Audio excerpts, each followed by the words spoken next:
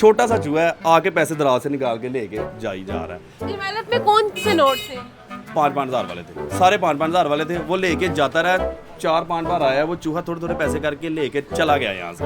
ठीक है, जब सुबह आए हैं हमने देखा है, फिर हमने कोशिश की कि इनको ढूंढे कि ये पैसे लेके जा कहाँ रहा है, ना इसका कोई घर है ना कोई बाहर है।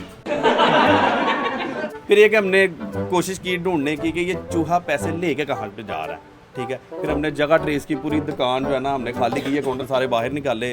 फिर हमने ये सीलिंग के राह से वो ऊपर जा रहा था। ठीक है ना, फिर ये साथ एक बिल्डिंग है वहाँ पे लेके जा रहा था। उसने वहाँ पे ना बच्चे भी दिए हुए थे, वो नीचे 5-5 हज़ार वाले नोट रखे ना, ऊपर बच्चे लेटे हुए थे उनके। ये तो शाही चूहों की औलाद ना होगी। शाही चूहों की औलाद है ये, मेरे ख्याल मुगल के दौर के चूहे हैं जो ना हमारी दुकान पे आ गए हैं। 5-5 हज़ार के नोट बचा के ऊपर बच्चे सुला रहे हुए थे। बच्चे ऐसे ना नोट बिछाए हुए थे ऊपर, 5 चूहे खेल रहे थे। चूहों ने ना कुछ नोट ना कट भी कर दिए हुए थे।